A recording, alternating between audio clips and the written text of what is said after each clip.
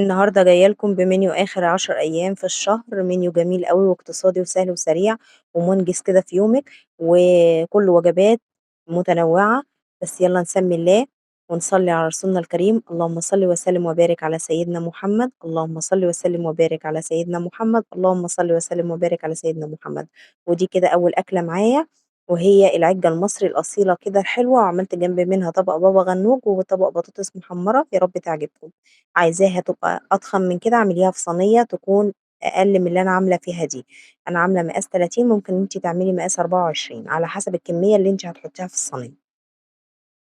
لو عايزة الطريقة هانزّلها لكم إن شاء الله بإذن الله على القناة في فيديو منفصل لوحده. وتاني أكلة معايا وهي السمك المشوي، السمك ده يا بنات أنا شاوياه في البيت، طريقته سهلة وحلوة جدًا، جدًا، وكانت طعمها خطيرة ومستوية والفص اللحم بتاع السمك أبيض وزي القشطة من جوّه، والقشرة بتاعته بتتشال بكل سهولة. بتعمليه إزاي؟ بتحدّقي السمك من جوّه بتتبيلة التوم والليمون والخل والكمون والملح اللي أنتِ بتعمليها في البيت، وبعد كده بترصيه في صاج ب بتبدّريه الردة الأول وبترصيه في صاج وتحت الشواية على طول، الرف اللي تحت الشواية بتاعة الفرن على طول، مجرد ما الوش يحمر معاكِ كويس أوي، تقلبيه على الناحية التانية، وعشان تتأكدي إن هو استوى قعّدي كل وش من الوش بتاع السمك 10 دقايق، يعني 10 دقايق على الوش ده وعلى الجنب التاني 10 دقايق برضه، وكنت عاملة جنبه سمك مكرونة، وكنت عاملة جنبه رز حبّاية وحبّاية اللي هو الرز الصيادية آسفة معلش، وطبق بابا غنوج وطبق كام بتنجانية كده كانوا متبقيين عندي وشوية سلطة، والحمد لله اللهم لك الحمد حمدًا كثيرًا كما ينبغي لجلال وجهك وعظيم سلطانك، اللهم أديمها نعمة واحفظها من الزوال، ربنا يبارك في بيوتكم ويرزقكم البركة يا رب العالمين. زي ما أنتم شايفين كده ده شكل الأكلة بتاعتي، تحفة جدًا وطعمها كانت جميلة جدًا، ما تشويش السمك برّه، هاتيه واعمليه في البيت لو أنتِ نِفْسِك في سمك مشوي وشايفاه إن هو غالي برّه، هاتيه واعمليه في البيت، مش مكلِّف خالص وحلو، يعني لو جبتِ كيلو سمك والّا كيلو وربع سمك هيغرّق الدنيا. أنا هنا اقتصدت عشان عدد الأسرة وجبت جنب منه سمك مكرونة كده قليته وبقى السمك مشوي وسمك مقلي وكانت اللهم صل على النبي، أكلة كده ما شاء الله تحفة جدًا. وطبعًا لو أنتِ آخر الشهر وما معاكيش فلوس مشّياها أكلة اقتصادية، يعني مثلًا دخّلي البروتين الحيواني دوّة مرتين كده في ال10 أيام، والباقي كلّه بروتين نباتي، مش هيقول لِك لأ، الوجبات دي بتبقى حلوة جدًا ومشبعة أكتر والله من البروتين الحيواني، بس إحنا بنقول عشان الجسم محتاج ده ومحتاج ده، فإحنا بنحاول نقتصد ندبّر كده أكلاتنا ونوظّفها كده خلال ال10 أيام. المنيو ده برضه كان حلو أوي وجميل جدًا وطعمه تحفة، تحفة، تحفة، عملت كده طاجن طبق بابا غنوج وطبق بتنجان مخلل، وعملت كمان بطاطس مهروسة بالثوم والخضرة، حاطة لها خضرة مشكّلة، يعني كبشة كده صغيرة من الخضرة المشكّلة شبت على بقدونس على كزبرة خضرا، جرّبيها تحفة جدًا وطعمها خطير، خطير، خطير. وكنت جايبة عيش اللي هو العيش الفرن البلدي بتاعنا، وكانت أكلة اللهم بارك، وعملت جنب منها كمان جرجير أخضر، غسلته طبعًا ونقعته شوية في مَيّة وخل واديته شطفة كده أخرانية، هييجي لكم دلوقتي تقريبًا العيش والجرجير، كنت ناسية أحطهم، ده العيش بتاعنا، وكمان طبق الجرجير. وبالهنا والشفا، وجبة حلوة جدًا ومشبعة، وممكن كمان تضيفي للبطاطس المهروسة دي نسيت الملوخية، كان عندي طبق ملوخية بايت من قبل منها بيوم، فطبعًا حطيته جنب الأكلة دي اللي هيغمّس بالعيش ملوخية، يغمّس بطاطس، يغمّس بابا غنوج وبتنجان مخلل، وكانت أكلة مشبعة جدًا وطعمها زي العسل، اللهم ديمها نعمة واحفظها من الزوال، حاجة كده تحفة، تحفة، تحفة. يعني حاولي تنوّعي في وجباتِك وتقتصدي كده، وإن شاء الله بإذن الله الأيام بتعدّي، بس أهم شيء إن أنتِ ما تستلفيش من حد، وتعملي كده على قد اللي معاكِ تمشي، وبإذن الله بإذنك يا رب ربنا بيبارك في القليل قبل الكتير. خدي فكرة من المنيوهات اللي بانزّلها لِك، وإن شاء الله بإذن الله تستفادي وتعملي أحلى أكلات لولادِك اقتصادية وسريعة وسهلة ومنجزة، وما تقفيش كمان في المطبخ كتير. وجاي لِك بقى المدارس، ربنا يعين كل أم على حالها يا رب وعلى ولادها. زي ما حضرتِك شايفة كده الأكلة اللي بعد كده أكلة اقتصادية وحلوة جدًا، جدًا، جدًا. كان عندي كوسيتين في التلاجة اللي هي يعتبر بواقي التلاجة، كوسيتين في التلاجة، على جزرتين، على بصلاية، على بطاطسيتين،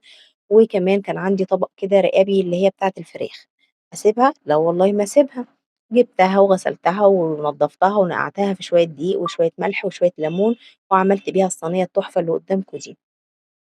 خضار sauté كده مشكِّل عبارة عن كوسة وجزر وبطاطس وبصل وفصّين توم وطبق سلطة خضرا زي ما حضراتكم شايفين كده، وشوية رُز بالشعرية أو عايزة تعملي رُز أبيض اعملي، عايزة تعملي رُز حبّاية وحبّاية اعملي، عايزة تغمّسيها بالعيش وما تعمليش رُز خالص ما تعمليش،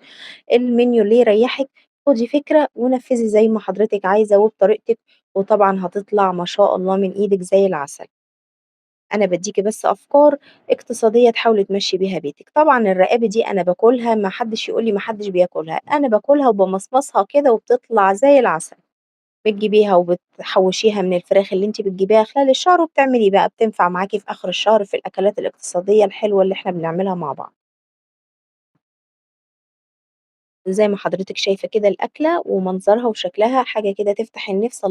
نيجي بقى للأكلة اللي بعد كده، كانت عبارة عن مكرونة بالصلصة، وكان عندي 3 بيضات كده متبقيين، وكيس بيك شيبسي كده اللي هو المنتج المصري، وكانت أكلة وشوية دقة كده، ملح على شطة على كمون وفلفل أسمر، حاجة كده طعمها تحفة جدًا ما شاء الله، أكلة كمان سريعة ومنجزة واقتصادية وسهلة جدًا، ممكن كمان لو أنتِ عندِك بطاطس تحمّري بطاطس وبلاش الشيبسي ده خالص بلاشه، يعني عشان التكلفة. وزي ما أنتِ شايفة كده الأكلة كانت سهلة، اللهم ديمها نعمة واحفظها من الزوال، اللهم آمين. ودايمًا تدعي الدعاء دوّة عشان ربنا يحفظ عليكِ النعم اللي بيدّيها لِك. وطبعًا أكلات كده ما شاء الله سهلة وسريعة ومنجزة وحلوة جدًا، دايمًا كده تقولي اللهم إني أبرأ من حولي وقوتي وألجأ إلى حولك وقوتك يا ذا القوة المتين، الدعاء ده حلو أوي يا بنات لو أنتِ تعبانة، لو أنتِ مرهقة، كل يوم قوليه في بيتِك وفي شغل بيتِك كده اللي أنتِ بتعمليه، هتلاقي ربنا ادّاكِ الصحة وادّاكِ القوة إن ربنا يقويكِ ويعينِك على بيتِك وعلى ولادِك، اللهم آمين. وطبعًا الأكلة اللي بعد كده كانت عبارة عن شوية فول بطماطم وشوية